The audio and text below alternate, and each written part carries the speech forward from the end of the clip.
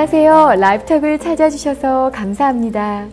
지난 시간에 선생님께서 당뇨 정기, 그러니까 당뇨로 판정받기 전에 어떤 증상들이 있는지, 그리고 그것을 어떻게 예방 치료하는지에 대해서 전반적인 것을 아주 잘 설명해 주셨습니다. 오늘은 그 두 번째 시간으로, 당뇨의 두 번째 시간으로 인슐린 저항에 대해서 말씀해 주시겠습니다. 네, 말씀 듣기 전에 잠깐 질문 몇 가지 하고 시작하겠습니다. 선생님 안녕하세요. 안녕하세요. 예, 선생님 제가 인터넷에 당뇨에 대해서 좀 찾아봤어요. 사람들이 어떤 궁금증을 갖고 있나. 근데 제일 많은 궁금증이 무엇을 먹으면 나을까요? 어떤 약초가 좋은가요? 이렇게 먹음으로써 고치려고 하는 질문들이 제일 많더라고요. 정말 어떤 걸 먹으면 좋은지, 어떤 약초가 좋은 게 있는지 좀 말씀해 주세요. 그 참 재미있는 아주 흥미로운 질문입니다. 예. 당뇨는 실상 너무 많이 먹어서 생기는 병이라고도 볼 수 있습니다. 예. 꼭 필요한 것은 없고 필요치 않은 전분이 너무 많이 들어가고 지방이 많이 들어가고 또 농축된 섬유질도 전혀 없는 단백질 음식을 많이 먹고 그리고 운동도 부족하고 체중은 과다해 있고 또 유전적으로는 또 이미 당뇨가 발전될 수 있는 것을 타고나고 이런 여러 가지들이 원인인데요. 그렇죠. 근데 참 이상한 것은요. 먹어서 생긴 병인데 또 무엇을 먹으면 낫거든요. 오늘은 그거를 좀 말씀드릴 테니까는 아주 귀를 기울이고 잘 청정해 주시기를 바랍니다. 예. 선생님, 그리고 두 번째 질문은요. 집에서 당뇨를 측정할 수 있는 방법에 대해서 좀 말씀해 주세요. 역시 그것은 옛날이나 지금이나 조금 그 검사하는 그 킷이 간편하긴 되어 있지만은 역시 손끝을 바늘로 찔러서 피 한 방울을 얻어 가지고 그것을 가지고 혈액 안에 있는 혈당치를 검사하는 아침 공복에 하는 것과 식후에 하는 것과 뭐 그런 것들이 있을 뿐이고 그 A1C라고 하는 헤모글로빈의 그라이케이티드 슈가라고 해서 이 혈당이 높으면은 빨간 피톨에 붙어 있는 헤모글로빈, 산소를 운반해주는 그 헤모글로빈은 단백질인데 거기에 가서 거기에 붙습니다. 그래서 한 2개월 내지 3개월 동안에 24시간 동안에도 혈당이 올라갔다 내려갔다 하는 그 모든 것의 평균치가 그 A1C라는 헤모글로빈에 붙어 있는 인덱스를 검사하는 그라이케이팅 인덱스. 그러니까 당이 단백질에 가서 마치 뭐와 같은 거냐면 일반이 알아듣기 쉽게 하면은 왜 개천에 가보면 이끼가 껴 있죠.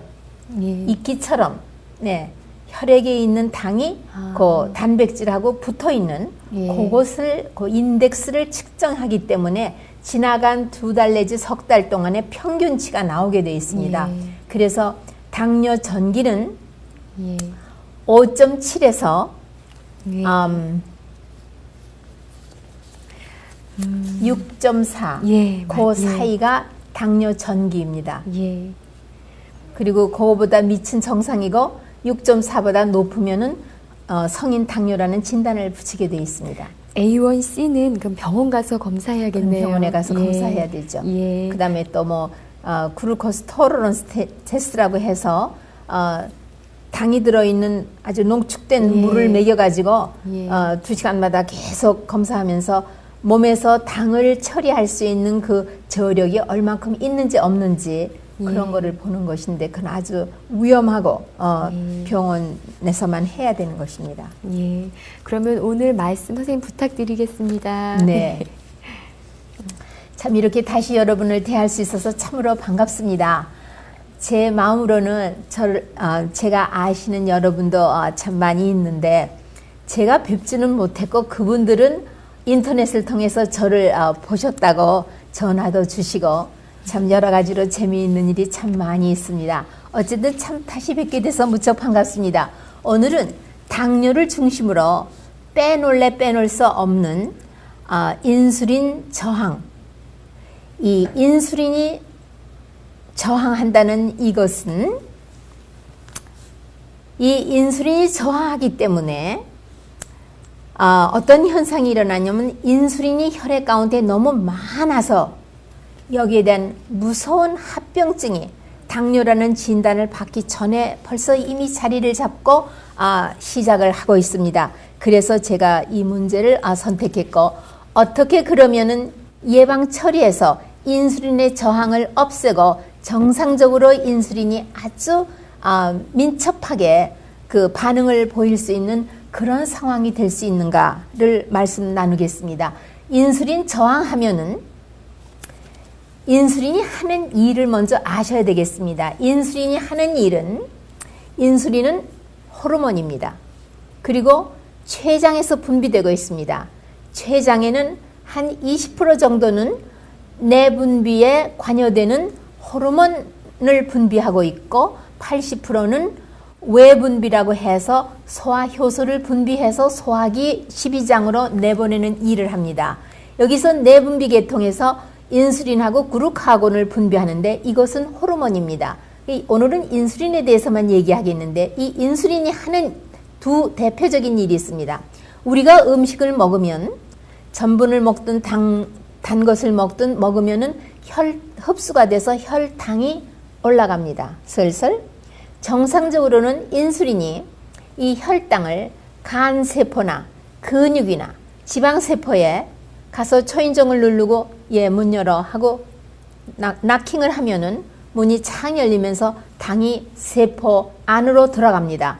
그러면 세포 안에서 그 당을 저장을 하거나 아니면 미토콘드리아에서 태워가지고 우리 이렇게 모든 세포가 활력을 가질 수 있도록 에너지를 발생해 줍니다. 정상적으로는 산소가 잘 공급되는 유산소 신진대사에서는 미토콘드리아에서 당 단 한 입자가 들어가고 산소가 충분히 공급이 되면은 38개의 아데노신 트라이파스페이트라는 단위를 가진 38의 ATP라는 에너지를 발생하고, 찌꺼기는 단지 물하고 탄산가스입니다. 물하고 탄산가스는 우리 몸에서 아주 웰컴, 아주 대환영을 하면서 다시 리사이클 시스템에 들어가서 다시 사용이 됩니다. 응용이 됩니다. 그런데 산소가 부족하면은 무산소 신진대사라고 해서 단지 2개의 ATP 에너지를 발생하고 나머지는 타담한 둥그리가 되다시피 해가지고 이것이 다 효소나 다른 촉매작용에 의해서 다 분할되고 말하자면 이악가에 실려서 간으로 옮겨집니다. 그러면 간이 이것을 다 처리를 해서 배설을 하든지 다시 리사이클 시스템에다 넘겨주든지 해야 합니다. 그러니까 산소가 우리 세포의 신진대사와 에너지를 발생하는데 없어서는 안 된다는 것을 마음에 염두에 두시기 바랍니다. 그런데 근육 세포를 인슐린이 가서 문을 두들겼다고 하십시다. 안에서 아무 반응도 안 하고 문을 안 엽니다.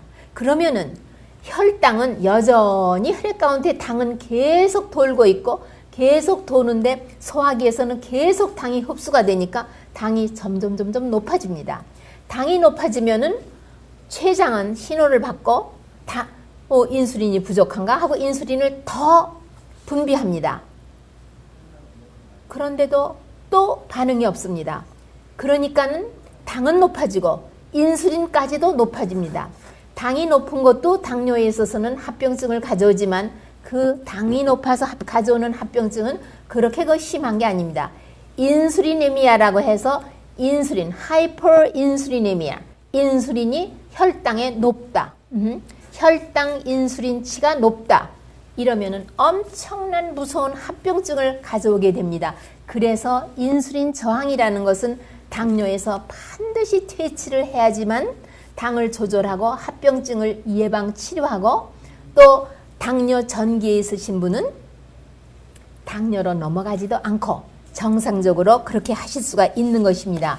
그러면 이 하이퍼인슐리네미아, 인슐린이 이렇게 많게 됐을 때 어떤 합병증이 오느냐? 메타볼릭 신드롬, 신진대사 증후군이라고 해가지고 고혈압, 그 다음에 특히 그 비만증에 있어서도 이 배가 많이 나오는 그런 비만증, 그리고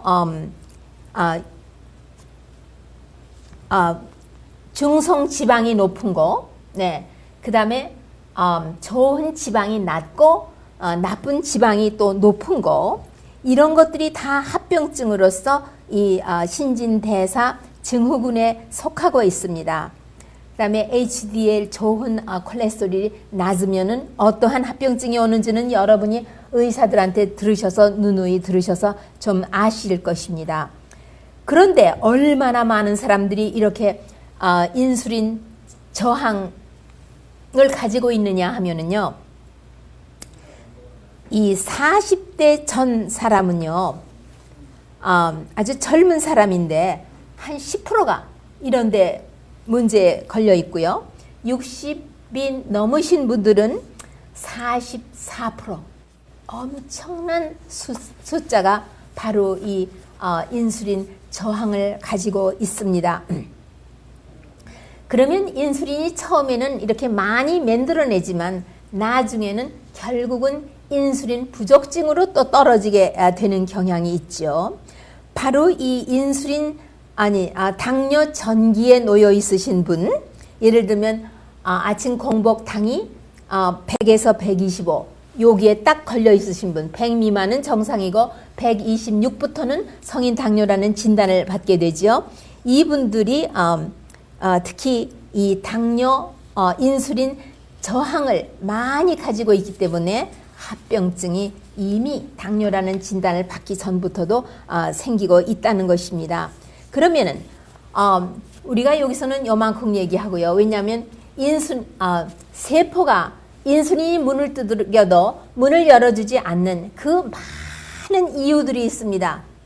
아주 섬세하고 참 하나님이 어떻게 이런 사람의 세포 하나하나 속에 이렇게 신명막측하게 창조하셨을까 할 정도로 정말 아주 신기한 일들이 많이 있지만 그거는 좀 복잡하고 또 이해하시기가 좀 그렇게 쉽지 않으실 것 같아서 또 시간이 이거 해서 저는 어디로 직접하느냐 하면, 그러면 인슐린 저항을 어떻게 예방치료하느냐, 자세히 들으십시오. 현대의학이 못합니다. 또 약이 못합니다. 그러면 뭐가 할 수 있나?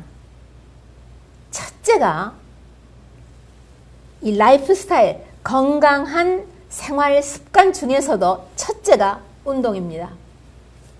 이거는요, 리서치하는, 연구하는 학자들이 많이 공부해서 이구동성으로 말합니다. 우선 인슐린 저항의 첫째 원인이 운동 부족이다. 운동 부족으로 비만증이 온 것이다. 이것을 들고 나오거든요. 그런데 예방 치료에 있어서 또 첫째로 말하는 것이 운동입니다. 운동을 어떤 운동을 얼만큼 해야 되느냐? 활보 혹은 농사를 하는 일, 예를 들면은 삽으로 땅을 파서 뒤집어 엎는 일, 또 수학을 하는 일, 뭐 이런 여러 가지 그 운동, 그 다음에 자전거 타는 일, 수영하는 일, 뭐 이런 운동입니다. 그럼 운동을 하면은 얼만큼 효과가 있느냐? 예를 들면은 이미 유전적으로 이런 그 성인 당뇨가 될 수 있는 체질을 유전적으로 유전인자에 디펙트가 있어서 타고났다. 또 그래서 이미 인슐린이 높아서 고혈압도 왔고 비만증도 있고 이런 사람이라고 할지라도 운동을 잘 열심히 매일같이 하면은 얼만큼 한 30분씩 매일같이 매일 데일리 아주 중요합니다. 하면은 50%가 예방치료가 됩니다.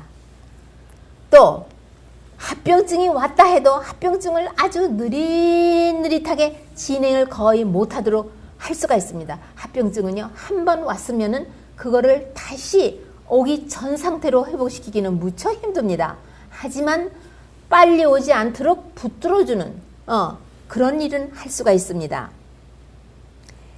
그리고 모든 학자들의 연구 발표에 의하면은요, 이 인슐린 저항을 굉장히 없애주는, 언제부터?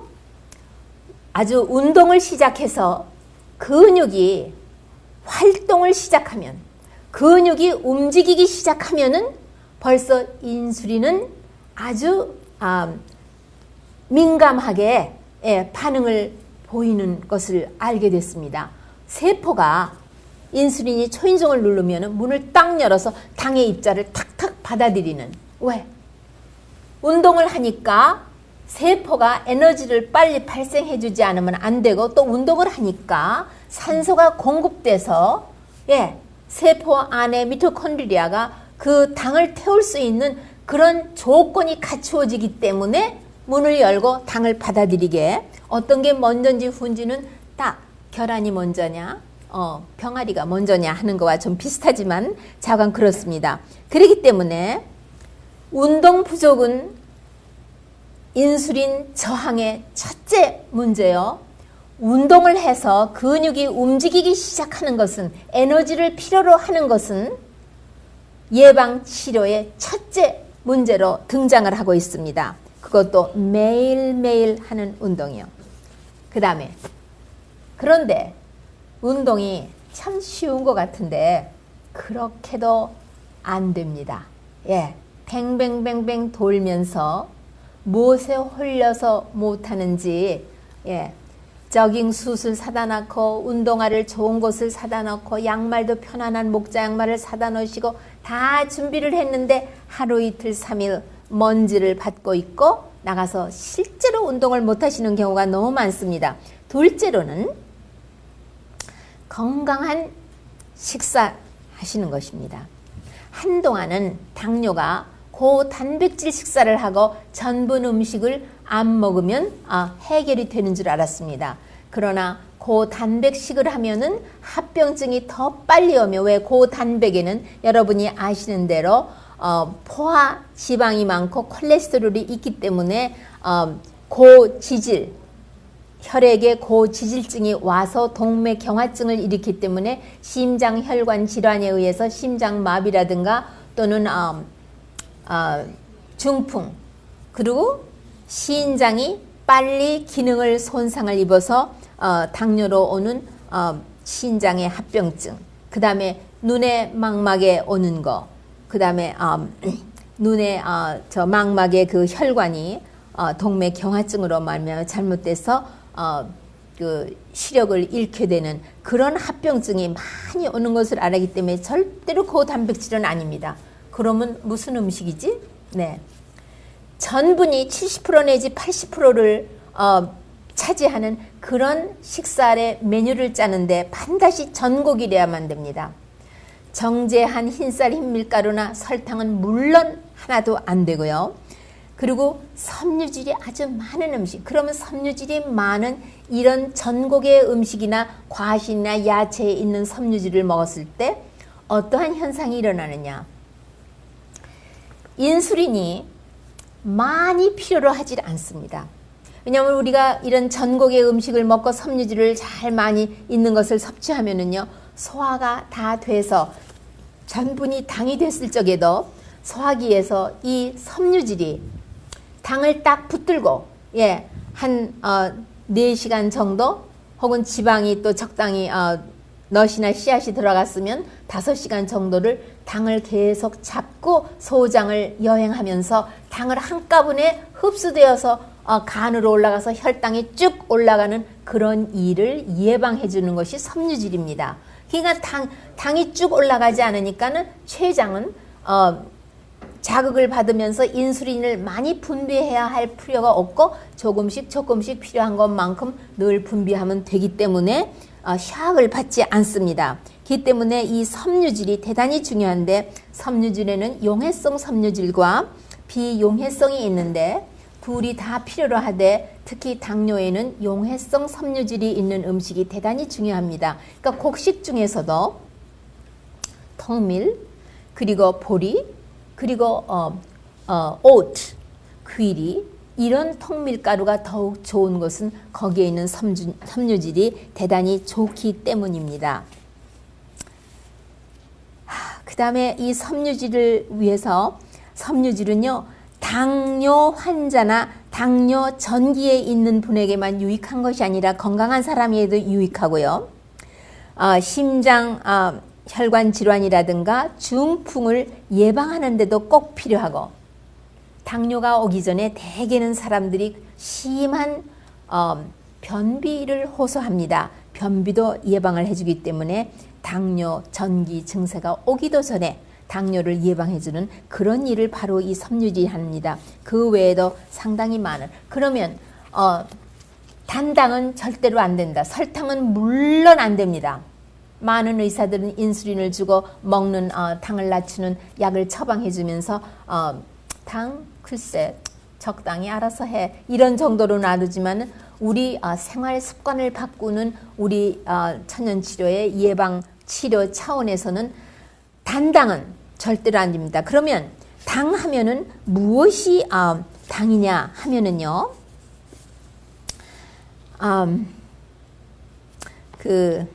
이제 조금 있으면 나오겠죠. 우선요, 사과 하나를 봐도요, 그냥 사과를 먹으면, 그냥 사과를 먹거나 아니면은 애플 소스를 먹거나 또 애플 주스를 먹거나, 일단 먹으면 30분 되면은 혈당이 다 비슷비슷하게 올라갑니다. 그러나 사과를 먹었을 경우에는 혈당이 떨어질 때에 조금 떨어지고 적당히 이렇게 지나갑니다. 그런데 애플 소스나 애플 주스를 먹었을 때는 엄청나게 떨어졌다가 올라갑니다. 그러니까는 저혈당증이 또 게다가 옵니다.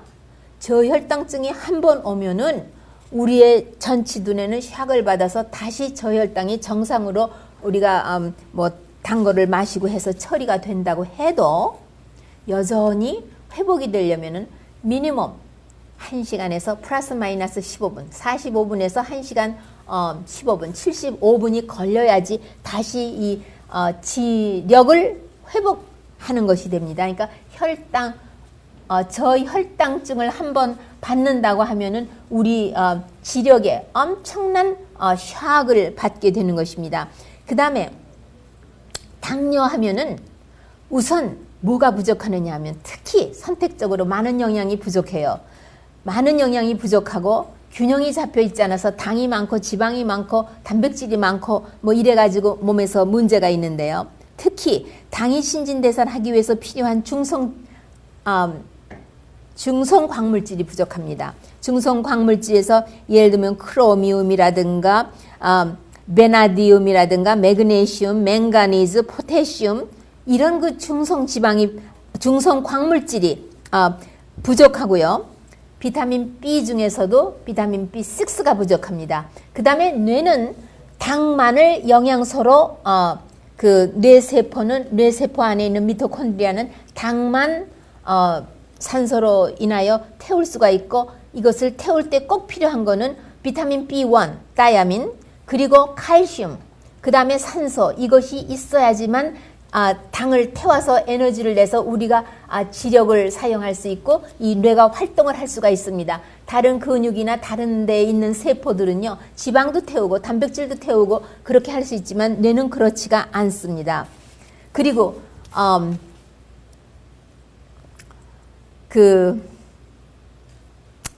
이 당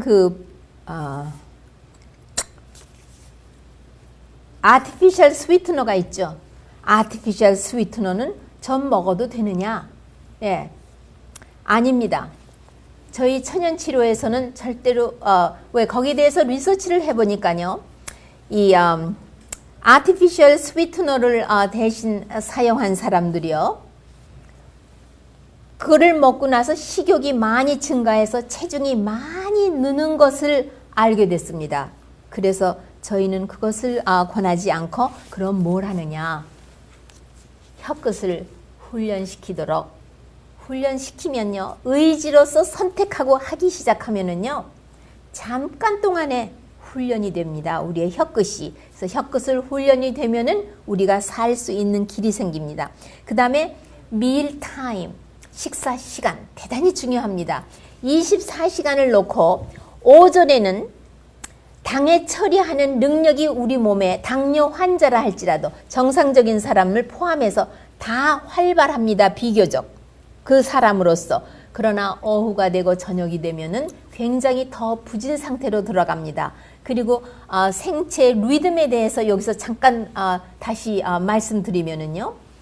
새벽 3시는 가장 신진대사율이 낮지만 낮 12시에는 가장 높습니다. 그렇기 때문에 오전에 하루에 필요한 많은 음식 그리고 단 음식, 당뇨 환자라 할지라도 과일 같은 단 과실도 아침에 먹으면 처리가 잘 되는 것을 우리가 알 수 있습니다. 그리고 좀 체중이 과다된 당뇨 환자는 체중이 과다한 성인 당뇨 환자는 저녁을 안 잡수시는 것을 권합니다.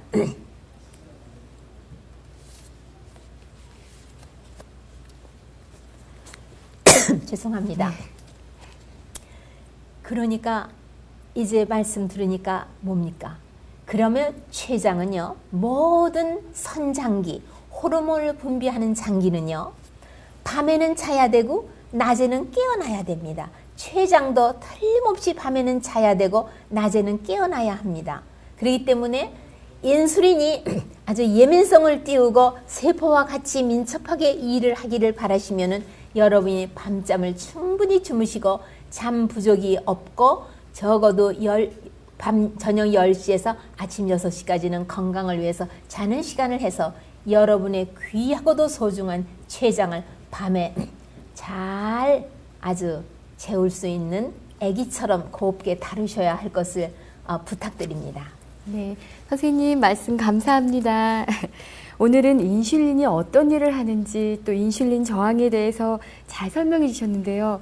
인슐린 저항이라는 뜻이 제가 선생님 말씀을 듣고 이해하기로는 인슐린 저항이라는 말은 인슐린은 당분을 우리 세포에 다 전해주는 중매제 역할을 하는데 네. 그것을 그러니까 우리의 근육이나 간 등이 문을 열어주지 않고 저항한다고 해서 인슐린 저항이라는 말이 나온 건 그렇습니다. 맞나요? 맞습니다. 예, 제가 잘 들었나 봐요. 네, 맞습니다. 예, 그렇기 때문에 우리가 무엇을 먹느냐가 중요한 것보다 먼저는 더 그 모든 걸 열 수 있도록 중매제 역할을 잘할 수 있도록 근육이나 간이나 모든 세포가 문을 열어서 당을 충분히 받아들일 수 있도록 운동을 하는 것이 중요하다라는 말씀. 대단히 중요합니다. 예, 아주 중요한 먹는 말씀 것보다도 같아요. 예. 더 첫째로 꼽는 것이 운동입니다. 그것도 매일 예. 같은 시간에. 예.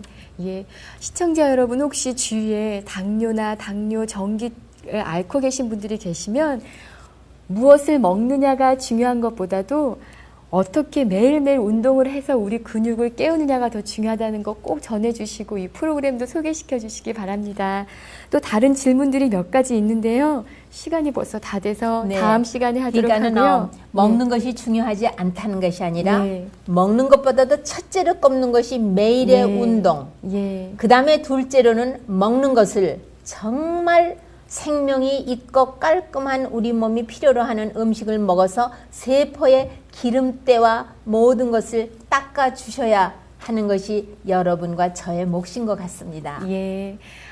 시청자 여러분 시청해 주셔서 감사드리고요. 다음 주에 또 당뇨에 대한 질문들로 시작하겠습니다. 시청해 주셔서 감사합니다. 다음 시간에 뵙겠습니다.